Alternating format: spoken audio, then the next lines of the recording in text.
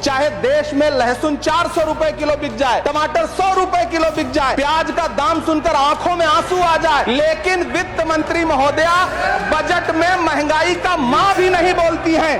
बच्चों की किताब और पेंसिल तक पर टैक्स लगाने वाले सरकार से मैं पूछना चाहता हूं कि आप मध्यम वर्ग का हितैषी बताते हैं, खुद को तो शर्म नहीं आती है? खुद को धार्मिक कहने वाली सरकार भगवान श्री कृष्ण के प्रिय खाद्य पदार्थों दही और मक्खन तक पर जीएसटी लगाती है और बात करती है मध्यम वर्ग की हिमायती होने की। जनता से हर चीज पर टैक्स वसूलने वाली ये सरकार कम से कम मरने पर तो लोगों को बख्श देती, लेकिन नहीं, वहां भी लूटना है। अंतिम संस्कार के सामान अगरबत्ती, धूप बत्ती, केवड़ा जल, चंदन पाउडर, जौ, बताशा, काला तिल, पंचरत्न, कपूर और कफन तक पर टैक्स लेने वाली ये सरकार किस मुंह से खुद को मध्यम वर्ग का हितैषी बताती है? आप ही ने 1 मार्च 2018 को किंग अब्दुल्ला, जॉर्डन के किंग अब्दुल्ला को मेहमान बना करके इसी दिल्ली में एक कॉन्फ्रेंस में कहा था कि मैं मुसलमानों के एक हाथ में कंप्यूटर और दूसरे हाथ में कुरान देना चाहता हूं। कंप्यूटर देने की बात तो छोड़िए, पढ़ाई के लिए जो स्कॉलरशिप मिल रही थी उसको भी छीन लिया आपने। किसको संतुष्ट करने के लिए? वो जहर देता तो सबकी नजर में आ जाता, तो ये किया कि हमें वक्त पर दवाएं न दी। जिस देश में 80 करोड़ लोगों को 5 किलो राशन के लिए कतारों में लगना पड़ता हो, उस देश में यह सरकार 12 लाख तक के टैक्स न लेने के लिए अपनी पीठ थपथपा रही है। हुकूमत इस कदर आवाम पर एहसान करती है, ये आंखें छीनती है और चश्मे दान करती है। जिस देश में 40 से 45% मेडिकल फैकल्टी की सीट खाली हो, वहां बजट में 75,000 नए मेडिकल सीट्स का ऐलान हो रहा है। सरकार बहादुर, कम से कम इस देश के पढ़े लिखे युवाओं को तो मूर्ख समझना बंद करिए। 7500 मेडिकल सीट्स बाद में बनाइएगा, पहले जो एम्स में 2161 पद खाली पड़े हैं उनको तो भर दीजिए। नेहरू को कोसने से अर्थव्यवस्था नहीं सुधरेगी, उसके लिए डॉक्टर मनमोहन सिंह साहब की अर्थ नीति अपनानी पड़ेगी। धन्यवाद सभापति महोदय।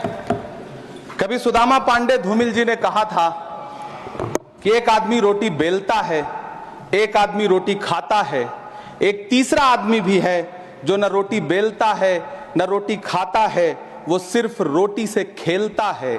वो तीसरा आदमी कौन है? मेरे देश की संसद मौन है। सभापति महोदय, वो भी क्या दिन थे जब संसद में देश का बजट पेश होता था तो देश की सड़कें ठहर जाया करती थीं। रेल बजट पेश होता था तो लोगों की उम्मीदें रेल के डिब्बों की तरह पटरियों पर दौड़ने लगती थीं। पूरा देश धड़कने रोक करके वित्त मंत्री और रेल मंत्री को सुना करता था। अफसोस, अब बजट पेश हो जाता है, मीडिया चैनल सरकार का महिमा मंडन करते हैं और बेचारी जनता बजट के आंकड़ों के शब्द जाल में उलझी हुई महीनों बाद समझ पाती है कि उसका तो फिर से कट गया। सभापति महोदय, पिछले 2 साल अमृतकालीन बजट पेश किए गए और इस बार एक नई शब्दावली गढ़ी गई है, तुष्टीकरण बनाम संतुष्टीकरण का बजट। सभापति महोदय, सुनने में कितना अलंकारिक लगता है ये शब्द। सोच रहा हूं देश की वित्त मंत्री और प्रधानमंत्री जी से पूछूं कि आखिर किसकी संतुष्टि? जिस बजट में मनरेगा के लिए 1 रुपए की बढ़ोतरी ना हो, वही पुराना 86,000 करोड़, जबकि पहले ही 9,754 करोड़ का घाटा हो, जिस मनरेगा से करोड़ों मजदूरों के घर में चूल्हा जलता हो, उस मनरेगा में काम करने वाले गरीब मजदूरों के लिए अगर आपके खजाने से 1 रुपया भी इजाफी नहीं निकल सका तो भला कौन संतुष्ट हुआ साहब? इस देश का गरीब मजदूर या आपके उद्योगपति दोस्त? वो जो महाराष्ट्र में लोकसभा और विधानसभा के बीच में 40 लाख मतदाता बढ़ाए गए थे, अरे उन्हीं के लिए मनरेगा का थोड़ा सा बजट बढ़ा देते। क्या उसमें मनरेगा का एक भी मजदूर नहीं था? 40 लाख लोगों में सारे के सारे 12 लाख की छूट वाले से आगे के लोग थे। सभापति महोदय, कल जब वित्त मंत्री जी देश की संसद में भाषण दे रही थी तो वहां मुंबई में कोई गरीब इंसान जब अपनी जेब टटोल करके अपनी मोटरसाइकिल में 1 लीटर पेट्रोल भरवा रहा था तो उस पेट्रोल की कीमत थी 103 रुपया प्रति लीटर। आखिर इतना महंगा पेट्रोल डीजल खरीद के कौन संतुष्ट हो रहा है? इस देश के गरीब लोग या फिर सरकार के चहेते धन्ना सेठ? सभापति महोदय, वित्त मंत्री जी इस बजट को मध्यम वर्ग को संतुष्ट करने वाला बजट बता रही हैं। अरे मैडम, हम आप यहां पर बैठे रहते हैं और वहां बाहर इसी दिल्ली में 1 लीटर दूध, चाहे वो अमूल का हो या फिर मदर डेयरी का हो, उसकी कीमत 73 रुपए लीटर है। इतना महंगा बेच करके कौन संतुष्ट हो रहा है, गरीब जनता या आपके धन्ना सेठ दोस्त? सभापति महोदय, इस सरकार का बाजार और महंगाई पर कोई नियंत्रण नहीं रह गया है। चाहे देश में लहसुन 400 रुपए किलो बिक जाए, टमाटर 100 रुपए किलो बिक जाए, प्याज का दाम सुनकर आंखों में आंसू आ जाए, लेकिन वित्त मंत्री महोदया बजट में महंगाई का मां भी नहीं बोलती हैं। बच्चों की किताब और पेंसिल तक पर टैक्स लगाने वाले सरकार से मैं पूछना चाहता हूं कि आप मध्यम वर्ग का हितैषी बताते हैं खुद को, तो शर्म नहीं आती है? खुद को धार्मिक कहने वाली सरकार भगवान श्री कृष्ण के प्रिय खाद्य पदार्थों दही और मक्खन तक पर जीएसटी लगाती है और बात करती है मध्यम वर्ग की हिमायती होने की।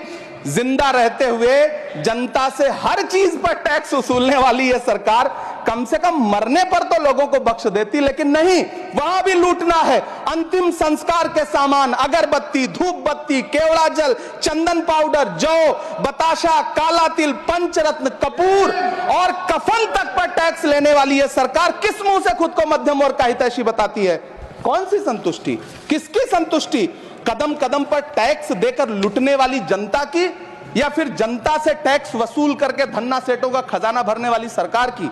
किसकी संतुष्टि?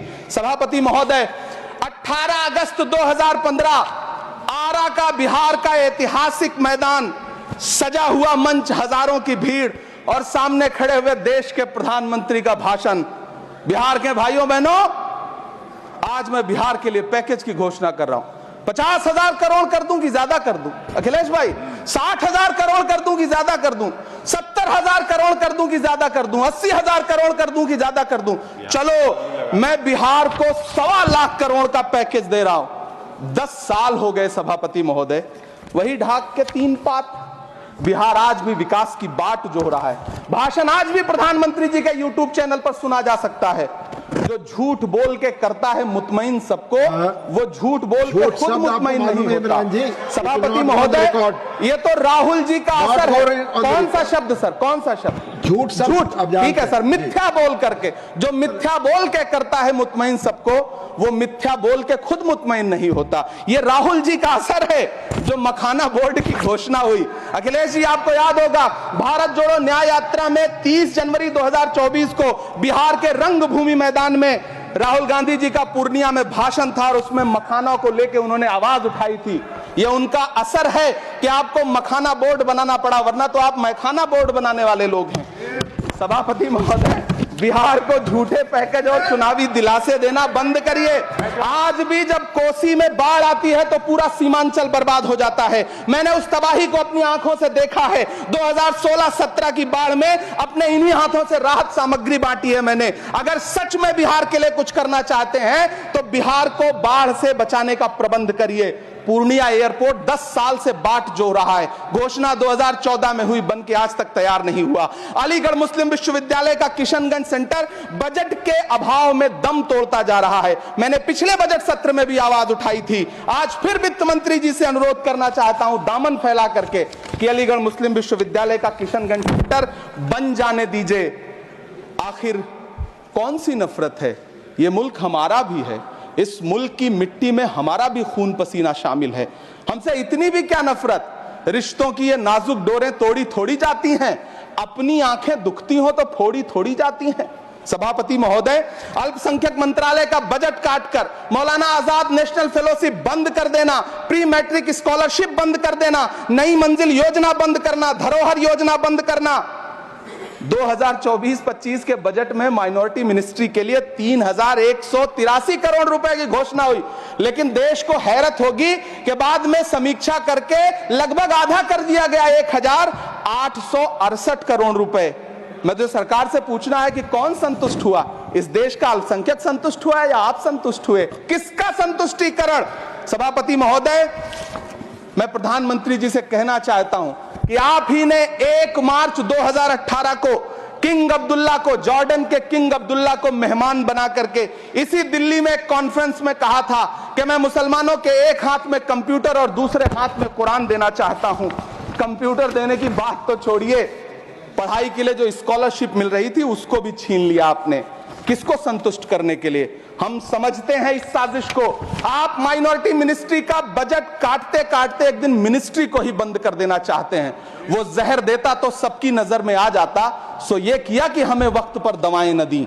सभापति महोदय, मैं तो वित्त मंत्री जी से पूछना चाहता हूं आपके माध्यम से कि शायद आपको पता ही नहीं है कि गृहस्थी चलाने वाली एक गृहिणी की मुश्किलें क्या क्या होती हैं। आपने कभी सोचा भी नहीं होगा कि जब वो किचन में सब्जी बनाने के लिए कढ़ाई में तेल डालती है तो उसके साथ उसके आंसू भी गिरते हैं। सभापति महोदय, शायद उन्हें पता भी ना हो कि एक छोटी सी गाड़ी और एक छोटे से फ्लैट का ईएमआई भरने के बाद इस देश का एक गरीब इंसान जब अपने बच्चों की फीस भरने के बारे में सोचता है तो उसे कितनी खुशियों का गला घोंटना पड़ता है। शायद उनको पता भी नहीं है कि फसल बेच करके बिटिया की शादी का सपना सजाने वाला किसान जब अपनी फसल बर्बाद देखता है तो कितनी रातें सो भी नहीं पाता है। सभापति महोदय, शायद वो कभी इस पीड़ा को समझ ही नहीं पाएंगी कि परिवार के किसी एक सदस्य को कैंसर जैसी बीमारी हो जाए तो घर और जमीनें गिरवी रख उठती हैं लेकिन इलाज नहीं हो पाता। सभापति महोदय, इसी देश की संसद में कभी स्वर्गीय सुषमा स्वराज जी ने कहा था कि जब देश की करेंसी गिरती है तब देश की प्रतिष्ठा गिरती है। एक तरफ कोलंबिया जैसा छोटा सा देश और उसके प्रधानमंत्री गुस्तावो पेत्रो खड़े हैं जो कोलंबिया के नागरिकों को हथकड़ी लगाकर लाने वाले जहाज को अमेरिका बैरंग वापस लौटा दे रहे हैं, और दूसरी तरफ हमारे प्रधानमंत्री जी खड़े हैं जो बेड़ी और हथकड़ी लगा करके लाए गए बेटों के अपमान पर एक शब्द नहीं बोल रहे। सभापति महोदय, मैं इतिहास के पन्ने पलट रहा हूं, मुझे दो किरदार याद आ रहे हैं। एक तरफ निक्सन के 7वें बेड़े की धमकियों के सामने लोहे की तरह अडिग इंदिरा गांधी खड़ी हैं, तो दूसरी तरफ खुद ही नमस्ते ट्रंप का नारा लगाते हुए प्रधानमंत्री जी खड़े हैं। मेरे कानों में सुषमा स्वराज जी की आवाज गूंज रही है। बहुत कम बोलने वाले डॉक्टर मनमोहन सिंह ने बहुत ज्यादा बोलने वाले प्रधानमंत्री जी को जब देश की बागडोर सौंपी थी तो $1.58 का था, आज 85 से 87 के बीच में झूल रहा है। इन दिनों रुपए की अहमियत गिरती है तो न तो देश की प्रतिष्ठा गिरती है ना प्रधानमंत्री की गरिमा। जिस देश में 80 करोड़ लोगों को 5 किलो राशन के लिए कतारों में लगना पड़ता हो, उस देश में यह सरकार 12 लाख तक के टैक्स न लेने के लिए अपनी पीठ थपथपा रही है। हुकूमत इस कदर आवाम पर एहसान करती है, ये आंखें छीनती है और चश्मे दान करती है। सभापति महोदय, महाराष्ट्र का भिवंडी हो, मालेगांव हो, इचल करंजी हो, यूपी का बनारस हो, मुआयमा हो, मुबारकपुर हो, रांची का छोटा नागपुर हो, बिहार का भागलपुर हो, हर जगह बुनकरों की उम्मीदें तोड़ रही हैं लेकिन इस सरकार के पास उनके लिए कुछ भी नहीं है। मुरादाबाद का पीतल उद्योग, कानपुर का चमड़ा उद्योग, सहारनपुर का लकड़ी उद्योग, फिरोजाबाद का चूड़ी उद्योग, अलीगढ़ का ताला उद्योग, सब सरकारी प्लानिंग से तबाह हो रहे हैं। इन तमाम के बीच सरकारी सपोर्ट से बस एक उद्योग फल फूल रहा है, नोएडा का नफरत उद्योग। सभापति महोदय, जिस देश में 40 से 45% मेडिकल फैकल्टी की सीट खाली हो, वहां बजट में 75,000 नए मेडिकल सीट्स का ऐलान हो रहा है। सरकार बहादुर, कम से कम इस देश के पढ़े लिखे युवाओं को तो मूर्ख समझना बंद करिए। वो अब तिजारती पहलू निकाल लेता है। पहले 7500 मेडिकल सीट्स बाद में बनाइएगा, पहले जो एम्स में 2161 पद खाली पड़े हैं उनको तो भर दीजिए। वो अब तिजारती पहलू निकाल लेता है। मैं कुछ कहूं तो तराजू निकाल लेता है। मैं इसलिए भी तेरे फन की कद्र करता हूं तो झूठ बोल के आंसू निकाल लेता है। सभापति महोदय, फिर झूठ आया है, मैं उसे मिथ्या कर दे रहा हूं। शायरी में बार बार आ जाता है, क्या करूं महोदय। काश ये बजट, सभापति महोदय, वो एक शब्द मैं मिथ्या कर दे रहा हूं सर, वो एक शब्द को हटा दीजिए। ध्यान रखें, ऐसे जो भी शब्द होंगे आपके वहां। सभापति महोदय, काश ये बजट बीपीएससी के पेपर लीक की शिकायत करने वाले नौजवानों पर बरसती हुई पुलिस के लाठियों पे, जख्मों पर मरहम लगा पाता। सभापति महोदय, पिछले 80 दिन से 70 साल का एक बुजुर्ग एमएसपी की लीगल गारंटी मांगता हुआ आमरण अनशन पे बैठा हुआ है। काश ये बजट किसान नेता जगजीत डल्लेवाल की टूटती हुई सांसों की पीड़ा सुन पाता। काश ये बजट प्रतियोगी परीक्षाओं की तैयारी के लिए दिल्ली, कोटा, पटना, अहमदाबाद जैसे शहरों में, इलाहाबाद जैसे शहरों में किताबों के साथ गल रहे युवाओं के सपनों को जिंदगी दे पाता। काश ये बजट वंदे भारत के सुनहरे विजुअल के बजाय देश की गरीब जनता को कुछ और पैसेंजर ट्रेनें दे पाता। काश ये बजट सीनियर सिटीजन को ट्रेन टिकटों में मिलने वाली रियायतें वापस लौटा पाता जिनको सरकार ने कोविड के नाम पे छीन लिया था। काश ये बजट किसानों की राह में कीले नहीं बल्कि कालीन बिछाने वाला बन पाता। काश ये बजट सरकारी मालिकों को यह समझा पाता कि नेहरू को कोसने से अर्थव्यवस्था नहीं सुधरेगी, उसके लिए डॉक्टर मनमोहन सिंह साहब की अर्थ नीति अपनानी पड़ेगी। पिछले 11 साल से नेहरू जी को कोस रहे हैं, आखिर कब तक कोसिएगा?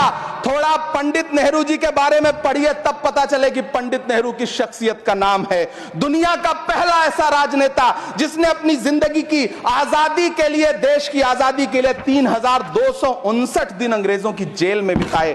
पंडित नेहरू एक ऐसे महान शख्स जिनके पिता पंडित मोतीलाल नेहरू, जिनकी बहन विजय लक्ष्मी पंडित, जिनके बहनोई पंडित रंजीत सीताराम, जिनकी बेटी इंदिरा गांधी, जिनके दामाद फिरोज गांधी, सब ने अंग्रेजों से लड़ते हुए स्वतंत्रता आंदोलन में जेल काटी। आप किस मुंह से उनकी लकीर छोटी करने की बात करते हैं? नहीं कर पाइएगा, 7 जन्मों में नहीं कर पाइएगा, क्योंकि जिस्म की मौत कोई मौत नहीं होती है। जिस्म मिट जाने से इंसान नहीं मर जाते, धड़कने रुकने से अरमान नहीं मर जाते, सांसें थम जाने से ऐलान नहीं मर जाते। जिस्म की मौत कोई मौत नहीं होती है। सभापति महोदय, मैं आपके सामने खड़ा होकर के एक बहुत छोटी सी कहानी सुनाना चाहता हूं कि महान बादशाह सिकंदर ने जब यूनान फतेह किया तो जीत का जश्न मनाने के लिए शहर की सड़कों पर निकला। तो उसने देखा कि पूरा शहर तो जश्न मना रहा है, एक फकीर सड़क के किनारे चादर तान के सो रहा है। सिकंदर को गुस्सा आया, घोड़े से उतरा, उस फकीर के पास गया और उसे सोता देख करके उसे जोर की एक लात मारी और लात मार के कहा कि क्यों रे फकीर, मैंने यूनान फतेह कर लिया, लोग जश्न मना रहे हैं और तू सो रहा है। उस फकीर ने उन्नीदी आंखों से सिकंदर को देखा और देख करके कहा कि शहर जीतना बादशाहों का काम है, लेकिन लात मारना तो गधे का काम है। सभापति महोदय, गरीब जनता को लात मारना बंद करिए। ये अमीरों के लिए बनाया गया बजट है, ये निराशाजनक बजट है। हम अमृतकाल सुनते आ रहे थे, ये अमृतकाल इतनी जल्दी समाप्त हो गया कि अब अमृतकाल का कोई नाम तक नहीं लेना चाहता है। इसलिए मैं इस सदन में खड़ा होकर के देश की वित्त मंत्री महोदया से कहना चाहता हूं कि आपने अल्पसंख्यकों के बजट में जो कटौती की है उसको बहाल करिए। आपने मनरेगा को जो स्थिर रखा है उसका घाटा 9,754 करोड़ है, कम से कम उतना बढ़ा करके फिर से उसे बहाल करिए। नौजवानों के लिए रोजगार दीजिए, किसानों को एमएसपी की लीगल गारंटी दीजिए। यही मैं आपसे अपील कर रहा हूं। धन्यवाद सर, आपने इतना जो समय दिया उसके लिए शुक्रिया। माननीय श्री बाल योगी